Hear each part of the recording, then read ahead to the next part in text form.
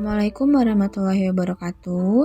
Perkenalkan, kami dari kelompok 8 pada mata kuliah perpajakan yang beranggotakan 5 orang, yaitu yang pertama ada Dian Ika Nuraini, NPM 1951010314, yang kedua ada Dita Aditya Putri, NPM 1951 010323, yang ketiga ada Dwi Kurniasari, NPM 1951010325, yang keempat ada Dwi Lestari, NPM 1951010326, dan yang terakhir ada Mega Sri Novi Khotimah, NPM 1751010224. Di sini kami akan menjelaskan PPT mengenai materi pembayaran pajak PPh bagi orang pribadi yang bertolak ke luar negeri. Pada mata kuliah ini kami diampu oleh dosen Ibu Maya Melia MPD. Untuk materi yang pertama yaitu mengenai orang pribadi yang bertolak ke luar negeri yang dikenakan kewajiban membayar pajak penghasilan. Fiskal luar negeri adalah pajak penghasilan yang dibayar oleh wajib pajak orang pribadi dalam negeri yang akan bertolak ke luar negeri sesuai dengan peraturan perundang-undangan perpajakan.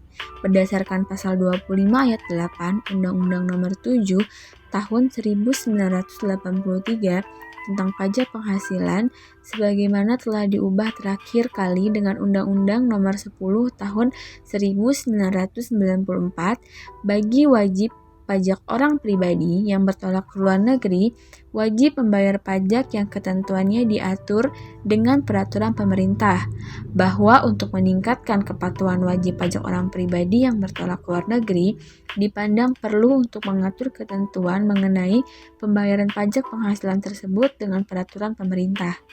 Yang wajib membayar pajak penghasilan adalah orang pribadi dalam negeri yang tidak memiliki nomor pokok wajib pajak atau NPWP dan telah berusia 21 tahun yang bertolak ke luar negeri, termasuk istri, anggota keluarga saudara, dan keluarga dalam garis keturunan lurus serta anak angkat yang menjadi tanggungan sepenuhnya wajib pajak yang bersangkutan, yang tidak dikenakan kewajiban membayar pajak penghasilan.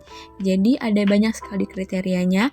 Yang pertama, warga negara Indonesia yang bertempat tinggal tetap di luar negeri yang memiliki dokumen resmi sebagai penduduk negara tersebut. Yang kedua, jemaah haji yang penyelenggaraan ibadahnya dilakukan oleh instansi yang berwenang. Yang ketiga, tenaga kerja Indonesia yang bekerja di luar negeri dalam rangka program penempatan tenaga kerja Indonesia dengan persetujuan instansi yang berwenang. Yang keempat, orang pribadi yang melakukan perjalanan lintas batas wilayah Republik Indonesia melalui darat. Yang kelima, penyandang cacat atau orang sakit yang akan berobat ke luar negeri atas biaya organisasi sosial termasuk 1 orang pendamping dengan persetujuan instansi yang berwenang. Yang keenam, anggota misi kesenian, misi kebudayaan, misi keolahragaan, atau misi keagamaan yang mewakili pemerintah Republik Indonesia ke luar negeri dengan persetujuan instansi yang berwenang. Ketujuh, mahasiswa atau pelajar yang telah berusia 21 tahun yang akan belajar di luar negeri dalam rangka program resmi pertukaran mahasiswa atau pelajar yang diselenggarakan pemerintah atau badan asing dengan persetujuan instansi yang berwenang. 8. Mahasiswa dari negara asing yang berada di Indonesia dalam rangka belajar dengan rekomendasi dari perguruan tinggi tempat mereka belajar dan tidak menerima atau memperoleh penghasilan dari Indonesia. 9. Tenaga kerja asing yang bekerja di Pulau Batam, Pulau Bintan, dan Pulau Karimun sepanjang pajak penghasilannya telah dipotong oleh pemberi kerja. 10. Orang asing yang berada di Indonesia dan tidak menerima atau memperoleh penghasilan dari Indonesia yang melaksanakan a. penelitian di bidang ilmu pengetahuan dan kebudayaan di bawah koordinasi lembaga pemerintah terkait, b. program kerja sama teknik dengan mendapat persetujuan Sekretariat Negara, c. tugas sebagai anggota misi keagamaan dan misi kemanusiaan di bawah koordinasi instansi terkait. 11. Orang asing yang tidak bertempat tinggal di Indonesia atau yang berada di Indonesia tidak lebih dari 183 hari dalam jangka waktu 12 bulan. 12. Pejabat dari perwakilan organisasi internasional yang tidak termasuk subjek pajak penghasilan yang ditetapkan dengan keputusan Menteri Keuangan, termasuk anggota keluarganya, dengan syarat bukan warga negara Indonesia dan tidak menjalankan usaha, kegiatan, atau pekerjaan lain yang memperoleh penghasilan dari Indonesia. 13. Pejabat perwakilan diplomatik dan konsulat atau pejabat lain dari negara asing, termasuk anggota keluarganya dan orang-orang yang diperbentukan kepada mereka yang bekerja pada dan bertempat tinggal bersama-sama mereka dengan syarat A. Bukan warga negara Indonesia, B. Tidak menerima atau memperoleh penghasilan di luar jabatan atau pekerjaan tersebut di Indonesia, C.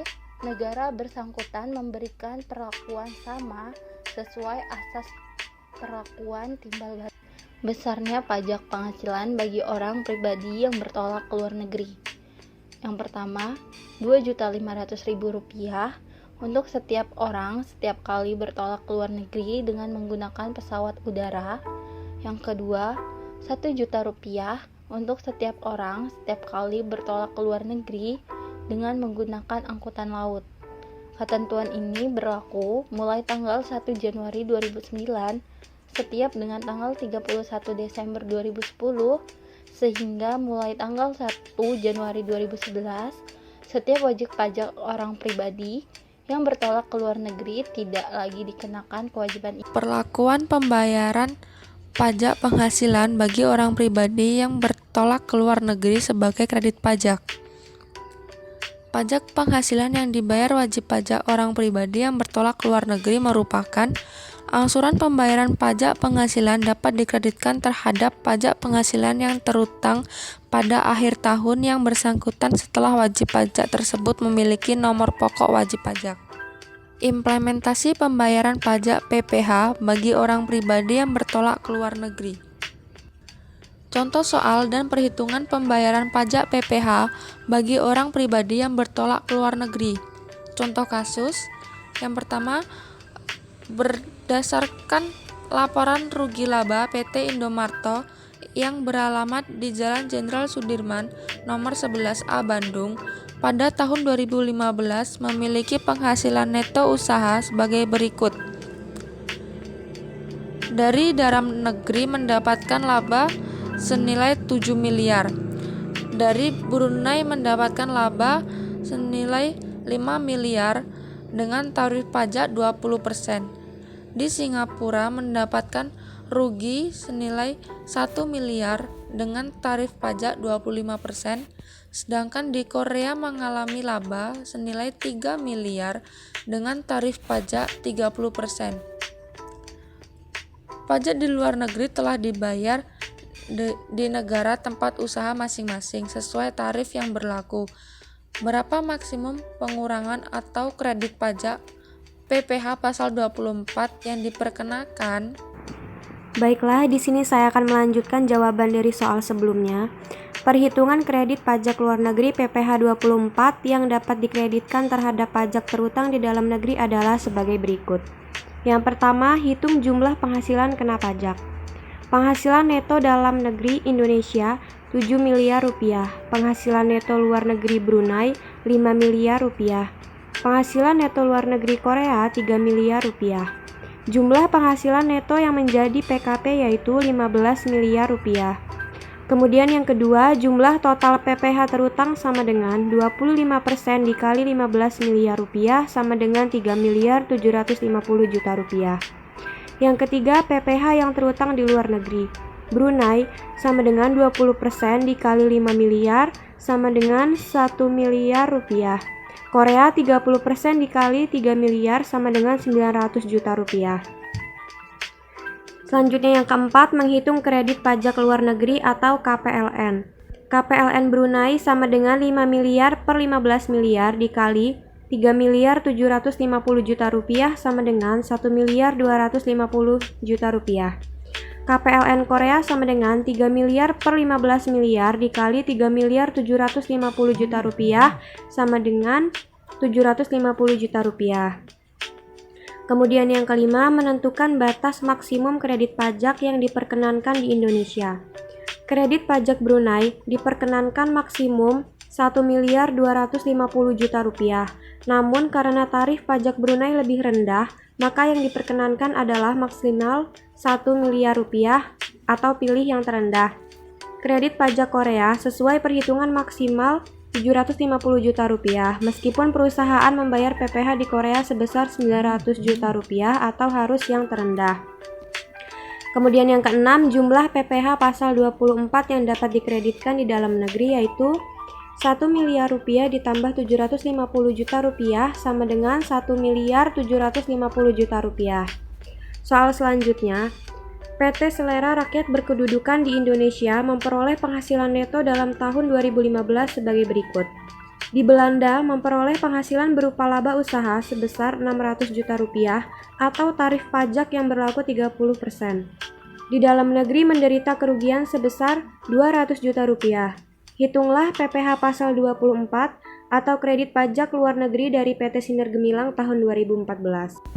Jawabannya adalah menghitung total penghasilan kena pajak. Penghasilan dari Belanda sebesar 600 juta ditambah penghasilan dari dalam negeri sebesar 200 juta. Jumlah penghasilan neto sebesar 400 juta.